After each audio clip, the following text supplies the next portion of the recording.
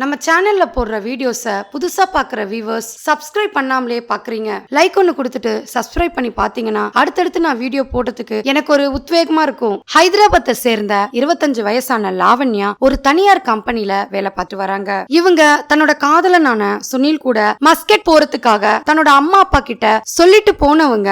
அதன் பிறகு அவங்க கிட்ட இருந்து எந்த ஒரு தகவலுமே கிடைக்கலன்னு சொல்லி அவங்களுடைய அம்மாவும் அப்பாவும் போலீஸ் ஸ்டேஷன்ல ஒரு கம்ப்ளைண்ட கொடுத்திருக்காங்க. லாவண்யாவுக்கு என்ன நடந்திருக்குன்றத பத்தி இன்னைக்கு கொஞ்சம் டீடைலா பாத்துடலாம். Welcome to TFT crime. நான் உங்கள் பிரியா. ஹைதராபாத்ல இருக்கிற ஒரு தனியார் கல்லூரியில தான் லாவண்யா பிடெக் படிச்சுட்டு வராங்க. அதே கல்லூரியை சேர்ந்தவர் தான் சுனில். அவரும் லாவண்யா படிச்சுட்டு வர பிடெக் டிபார்ட்மெண்ட்ல தான் படிச்சுட்டு வராரு. ரெண்டு பேருமே ஒரே டிபார்ட்மெண்ட்ல இருக்கிறதால இவங்க ரெண்டு பேருக்குள்ளயுமே நட்பு ஏற்பட ஆரம்பிக்குது. இந்த நட்பு நாளடைவுல காதலாவும் மாறுது. அப்படி காதலிச்சுட்டு வந்தவங்க அவங்களுடைய கல்லூரி படிப்பு முடிஞ்ச பிறகும் அவங்களுடைய காதலை தொடர்ந்துட்டு வந்தாங்க. கல்லூரி படிப்பை முடிச்ச கையோட ஹைதராபாத்ல இருக்கிற ஒரு பிரபலமான தனியார் கம்பெனில லாவண்யாவுக்கு நல்ல சம்பளத்தோட நல்ல வேலையா கிடைச்சது. அதன் பிறகு தன்னுடைய காதலனான சுனிலுக்கும் அதே கம்பெனில வேலைக்கு சேர்றதுக்காக லாவண்யா ரெஃபர் பண்ணிருக்காங்க. அவங்களுடைய சிபாரிசுனாலதான் சுனிலுக்கு அதே கம்பெனில வேலை கிடைச்சது. ரெண்டு பேருமே தன்னோட கல்லூரி வாழ்க்கையில இருந்தே காதல ஆரம்பிச்சிருக்காங்க. ஒருத்தருக்கு ஒருத்தர் பிரியாம இருக்கிறதுக்காகவே ரெண்டு பேரும் ஒரே கம்பெனிலேயே ஜாயின் பண்ணி வேலை பார்த்துட்டு வந்திருக்காங்க. இந்த சூழல்ல தான் இவங்களுடைய நெருக்கம் நாளுக்கு நாள் அதிகமாகிட்டே இருந்தது. இந்த சூழல்ல தான் சுனில் மஸ்கட்ல வேலை கிடைக்கிறதா சொல்லி அதுக்கான ஏற்பாடுகளை செய்துட்டு வந்தாரு. அவரு தனிமையில மஸ்கட் போய் வேலை பார்த்துட்டு வர்றது லாவண்யாவுக்கு அதுல கொஞ்சம் கூட விருப்பமே இல்லாம இருந்தது. அந்த நேரத்துல லாவண்யா தானும் மஸ்கட்லயே வந்து உன் கூட சேர்ந்து வேலை பார்க்கறதா சுனில் கிட்ட சொல்றாங்க. இதுக்கு தொடர்ந்து சுனில் மறுப்பு தெரிவிச்சுட்டு வந்ததாவும் சொல்லப்படுது. இந்த சூழல்ல தான் சுனில் கிட்ட லாவண்யா தன்னோட வீட்டுல வந்து தன்னோட பேரண்ட்ஸ் கிட்ட கல்யாணத்தை பத்தி பேச சொல்றாங்க. இதுக்கு முன்னதாவே லாவண்யா தன்னோட அம்மா அப்பா கிட்ட சுனில காதலிக்கிறதாவும் அவரை தான் திருமணம் பண்ணிக்க போறதாவும் சொல்லி இருக்காங்க. இதுக்காகவே லாவண்யாவோட அம்மாவும் அப்பாவும் சுனில பார்த்து பேசணும்னு நினைச்சிருக்காங்க. இந்த சூழல்ல தான் லாவண்யா சுனில தன்னோட அம்மா அப்பா கிட்ட கல்யாணம் பண்ணிக்கிறதா சொல்லி பேச சொல்லி இருக்காங்க. சுனிலும் லாவண்யாவும் கல்லூரி படிக்கும் போதுல இருந்தே காதலிச்சுட்டு வந்ததால லாவண்யா கிட்ட அவருடைய எதிர்ப்பை காட்டாமலேயே அவங்க அம்மா அப்பா கிட்ட பேசுறதுக்கு சம்மதம் தெரிவிச்சிருக்காரு. இதுக்காகவே ஒரு நாள் சுனில் தன்னோட வேலைகள் எல்லாம் ஒதுக்கிட்டு லாவண்யாவோட அம்மா அப்பாவை சந்திக்கிறதுக்காக வராரு. அப்படி வந்தவரு லாவண்யாவோட அப்பா கிட்ட தனக்கு மஸ்கட்ல வேலை கிடைச்சதாவும் லாவண்யாவுக்கும் அதே மாதிரி மஸ்கட்லயே வேலை பார்த்து வைக்கிறதாவும் சொல்லியிருக்காரு. இதுக்காக லாவண்யாவை மஸ்கட்டுக்கு தான் கூடவே நான் கூட்டிட்டு போறதாவும் வாக்குறுதி கொடுத்திருக்காரு. சுனில் சொன்ன விஷயத்துக்கு லாவண்யாவோட அம்மாவும் அப்பாவும் சம்மதம் தெரிவிக்கிறாங்க. அந்த நேரத்துல சுனில் மஸ்கட்டுக்கு போறதுக்காக பிளைட் டிக்கெட்டையும் பாஸ்போர்ட் விசா கிடைச்சிட்டதா சொல்லி லாவண்யா கிட்டையும் அவங்களுடைய அம்மா அப்பா கிட்டையுமே சொல்றாரு. மஸ்கட்ல நல்ல வேலை கிடைச்சி செட்டில் ஆனதுமே நிச்சயம் லாவண்யாவை தான் திருமணம் செஞ்சுக்கிறதா லாவண்யாவோட அப்பா கிட்ட சொல்லியிருக்காரு. அப்படி சுனில் சொன்ன வார்த்தைகளை நம்பி லாவண்யாவோட அப்பா சுனில் கூட மஸ்கட்டுக்கு போறதுக்கான ஏற்பாடுகளை செய்ய ஆரம்பிச்சாரு. ஏப்ரல் 4, 2019 அன்னைக்கு மஸ்கட் போறதா சுனில் லாவண்யாவை கூட்டிட்டு ஏர்போர்ட்டுக்கு வந்திருக்காரு. இவங்களை வழி அனுப்புறதுக்காகவே லாவண்யாவோட அம்மாவும் அப்பாவும் ஏர்போர்ட் வரைக்கும் வந்திருக்காங்க. ஏர்போர்ட்டுடைய என்ட்ரன்ஸ்ல இருந்து தான் அவங்கள வழி அனுப்பிச்சிருக்காங்க. அதன் பிறகு வீட்டுக்கு போன லாவண்யாவோட பெற்றோர் மறுநாள் வரைக்குமே தான் பொண்ணு மஸ்கட் போய் இறங்கிட்ட உடனே தன்னுடைய மக அழைப்பு விடுப்பான்ற நம்பிக்கையோட இருந்திருக்காரு. ஆனா ஏப்ரல் 4ஆம் தேதி ஊருக்கு கிளம்பி போனவங்க அதன் பிறகு அவங்க கிட்ட இருந்து எந்த ஒரு தகவலுமே லாவண்யாவோட அம்மா அப்பாக்கு கிடைக்கல. லாவண்யாவோட அப்பா தொடர்ந்து தன்னோட மகளுக்கு அழைப்பு கொடுத்துக்கிட்டே இருந்திருக்காரு. ஆனா லாவண்யா கிட்ட இருந்து எந்த ஒரு பதிலுமே அவங்களுக்கு கிடைக்கல. மொபைல் சுவிட்ச் ஆஃப் செய்யப்பட்டிருக்கிறதா லாவண்யாவோட அப்பாவுக்கு தகவல் கிடைச்சது. இந்த சூழல்ல தான் லாவண்யாவோட மொபைல்ல இருந்து அவங்களுடைய சகோதரிக்கு மஸ்கட் போய் தான் இறங்கிட்டதா சேஃபா இருக்கிறதா ஒரு மெசேஜ் போயிருக்கு. இந்த மெசேஜ லாவண்யாவோட சகோதரி படிச்சதுமே தன்னோட அப்பாவுக்கு இன்ஃபார்ம் பண்ணிருக்காங்க. ஆனா லாவண்யாவோட அப்பாவோ தான் மக தான் கிட்ட பேசாம இருக்க மாட்டான்னு நல்லா தெரியும். அதனால ஏதோ ஒரு விஷயம் தவறுதலா இருக்கிறதா அவரு உணர ஆரம்பிக்கிறாரு. அதே போல சுனிலுக்குமே லாவண்யாவோட அப்பா பல தடவைக்கு மேல அழைப்பு விடுத்திருக்காரு. சுனில் கிட்ட இருந்தும் எந்த ஒரு தகவலும் வராததாலதான் போலீஸ் ஸ்டேஷன்ல ஒரு கம்ப்ளைண்ட் ஒன்னு கொடுக்கறாரு. அப்படி கொடுத்த கம்ப்ளைண்ட்ல மஸ்கட்க்கு வேலைக்காக போன தன்னோட மக கிட்ட இருந்து எந்த ஒரு தகவலுமே தனக்கு கிடைக்கலன்னு தெரிவிச்சிருக்காரு. கம்ப்ளைண்ட வாங்கிக்கிட்ட போலீஸ் உடனடியா அவங்களுடைய வழக்கமான விசாரணைய ஆரம்பிக்கிறாங்க. போலீஸோடைய முதற்கட்ட விசாரணைய ஏர்போர்ட்ல தான் நடத்திருக்காங்க.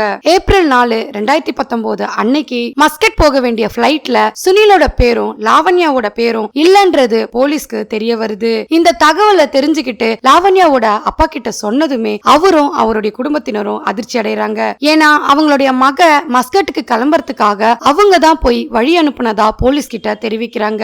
அதே நேரத்துல சுனில் தான் கிட்ட பிளைட் டிக்கெட்டையும் விசாவையும் சுனில் காட்டினதா போலீஸ் கிட்ட சொல்றாரு. அப்படி இருக்கும் பட்சத்துல எப்படி பிளைட்ல போகாம இருந்திருக்க முடியும்ன்ற கேள்வி அவங்களுக்குள்ள எழ ஆரம்பிச்சது. இதற்கிடையில லாவண்யாவோட மொபைல்ல இருந்து பல மெசேஜ் அவங்களுடைய ஃபேமிலிக்கு வந்திருக்கு. அந்த மெசேஜ்ல தான் மஸ்கட் போயிட்டதாவும் தான் நல்லா இருக்கிறதாவும் சீக்கிரமாவே வேலையில ஜாயின் பண்ணிடுவனும் மெசேஜ் வந்துகிட்டே இருந்தது. இந்த மெசேஜ்னால குழப்பமடைஞ்ச போலீஸ் உடனடியா அந்த மொபைல் போன் இருக்கிற டவரை கண்டுபிடிக்கணும்னு நினைக்கிறாங்க. அப்படி பார்க்கும்போதுதான் லாவண்யாவுடைய மொபைல் டவர் சிக்னல் இந்தியாக்குள்ள இருக்கிற ஹைதராபாத்ல இருந்து தான் சிக்னல் டவர் கிடைக்குதுன்றது போலீஸ் கண்டுபிடிச்சிருக்காங்க.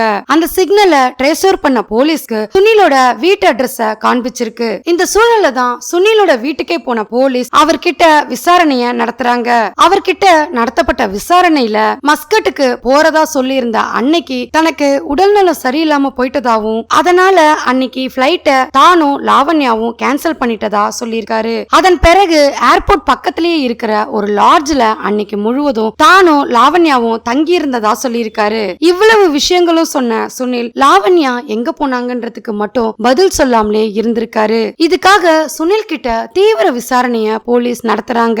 அப்படி நடத்தப்பட்ட விசாரணையில சுனில் ஏப்ரல் 4ஆம் தேதி நைட்டு லாட்ஜ்லயே லாவண்யாவை கொலை செய்துட்டதா போலீஸ் கிட்ட சொல்றாரு. இத கேட்டு அதிர்ச்சியான போலீஸ் லாவண்யாவை லாட்ஜ் ரூம்லயே கழுத்து நெரிச்சு கொலை செய்துட்டதா போலீஸ் கிட்ட சொல்லியிருக்காரு. அதன் பிறகு லாவண்யாவோட சடலத்தை எப்படியாவது மறைக்கணும்ன்றதுக்காகவே சூட்கேஸ்ல அடைச்சதா சொல்லியிருக்காரு. சம்பவம் நடந்த அன்னைக்கு லாவண்யாவை பிளைட்ல மஸ்கட்டுக்கு கூட்டிட்டு போறதா கூட்டிட்டு போயிட்டு அங்க தனக்கு உடல்நல சரியில்லைன்ற காரணத்தினால லாட்ஜ்ல ரூம் போட்டு திட்டமிட்டு தான் கொலை செய்ததா சொல்லியிருக்காரு. ஏன்னா சுனில் கிட்ட லாவண்யா தொடர்ந்து தன்னை திருமணம் செஞ்சுக்கும்படி அதிகப்படியான அழுத்தம் வந்ததா சொல்லியிருக்காரு. இதன் காரணமாவே தங்களுக்குள்ள அடிக்கடி பிரச்சனைகளும் சண்டைகளும் தொடர்ந்து வந்துகிட்டே இருந்தது. ஒரு கட்டத்துல லாவண்யா விட்டு விலகி இருக்கணும் தான் நினைச்சிருந்ததாவும் லாவண்யா அதுக்கு ஒத்துழைப்பு கொடுக்காம தொடர்ந்து தன்னை திருமணம் செஞ்சுக்கும்படி அதிகப்படியான அழுத்தம் கொடுத்தது லாவண்யா மேல வெறுப்பு ஏற்பட்டது. இந்த வெறுப்பின் காரணமாவே சம்பவம் நடந்த அன்னைக்கும் லாவண்யா தனக்கு அதிகப்படியா அழுத்தம் கொடுக்க ஆரம்பிச்சாங்க. அந்த நேரத்துல தனக்கும் லாவண்யாவுக்கும் வாக்குவாதம் ஏற்பட்டு பிரச்சனைகள் நடந்ததா சொல்லியிருக்காரு. இந்த பிரச்சனைகளுக்கு ஒரு முற்றுப்புள்ளியா தான் லாவண்யாவை கொலை செய்துட்டு சூட்கேஸ்ல அடைச்சதா சொல்லியிருக்காரு. சம்பவம் நடந்த மறுநாள் அதாவது ஏப்ரல் 5ஆம் தேதி லாவண்யாவோட சடலத்தை அடைச்ச சூட்கேஸ சுராராமில் சொல்லப்படுற பகுதியில இருக்கிற வாய்க்கால்ல தூக்கி வீசிட்டு யாருக்கும் தெரியாம அங்கிருந்து வந்துட்டதா சொல்லியிருக்காரு. அதன் பிறகு 2-3 நாட்கள் தொடர்ந்து அந்த சூட்கேஸ யாராவது பார்த்து எடுக்கிறாங்களான்ற கண்காணிப்பையும் தான் செய்து வந்ததா சொல்லியிருக்காரு. சுனில் கிட்ட இருந்து லாவண்யாவுடைய போனையும் பாஸ்போர்ட்டையுமே பறிமுதல் பண்ணாங்க போலீஸ். அதன் பிறகு சுனில் சொன்ன மாதிரியே வாய்க்கால்ல இருந்து லாவண்யாவோட உடலை மீட்டு எடுத்திருக்காங்க போலீஸ். அப்படி மீட்டு எடுக்கப்பட்ட உடலை அட்டாப்சிக்கு அனுப்பியிருக்காங்க. அட்டாப்சி ரிப்போர்ட்ல லாவண்யா கழுத்து நெரிக்கப்பட்டு மார்பு பகுதியில பலமான காயங்களோட இறந்திருக்கிறதா தெரிய வந்திருக்கு. லாவண்யாவோட அப்பா அம்மா கிட்ட லாவண்யா இறந்து போயிட்டாங்கன்ற விஷயத்த தெரிவிக்கிறாங்க. அதை கேட்டு கதறி எழுத லாவண்யாவோட அப்பா சுனில் தான் பொண்ண திருமணம் செஞ்சுக்கிறதா தான் கிட்ட வாக்கு கொடுத்ததால தான் தான் மஸ்கட்டுக்கே அனுப்புறதுக்கு ஒத்துழைச்சதா சொல்லியிருக்காரு. சுனில திருமணம் செஞ்சுக்கிட்டு தன்னோட மக நல்லபடியா வாழ்வான்னு நினைச்சிட்டு இருந்த லாவண்யாவோட அப்பாவுக்கு அவங்களுடைய இறுதி ஊர்வலத்தையும் இரங்கல் செய்தியையும் பார்க்க வேண்டிய சூழலுக்கு தள்ளப்பட்டாரு. சுனில் லாவண்யாவை கொலை செய்த விஷயம் அவங்களுடைய அம்மாவுக்கும் அப்பாவுக்கும் தெரியக்கூடாதுன்றதுக்காகவே அவங்களுடைய மொபைல்ல இருந்து தவறுதலா லாவண்யா அனுப்புற மாதிரியான மெசேஜ்களை தொடர்ந்து அனுப்பிட்டு இருந்ததா போலீஸோட விசாரணையில தெரிய வந்திருக்கு. சுனில் கிட்ட தீவிர விசாரணைய நடத்தி வந்த போலீஸ் அவருக்கு எதிரா சாட்சியங்களையும் ஆதாரங்களையும் சேகரிச்சு நீதிமன்றத்துல ஆஜர்படுத்தினாங்க. சுனில் லாவண்யாவை கொலை செய்து ஒரு சூட்கேஸ்ல அடைச்சது உறுதியானதுமே நீதிமன்றம் அவருக்கு ஆயுள் தண்டனை கொடுத்து 10,000 அபராதம் விதிச்சு தீர்ப்பளிச்சது. இந்த வழக்கு பத்தின உங்களுடைய கருத்தை மறக்காம கமெண்ட்ல சொல்லுங்க. லைக் பண்ணுங்க, ஷேர் பண்ணுங்க. மறுபடியும் வேற ஒரு கேஸோட உங்களை சந்திக்கிறேன். தேங்க்யூ.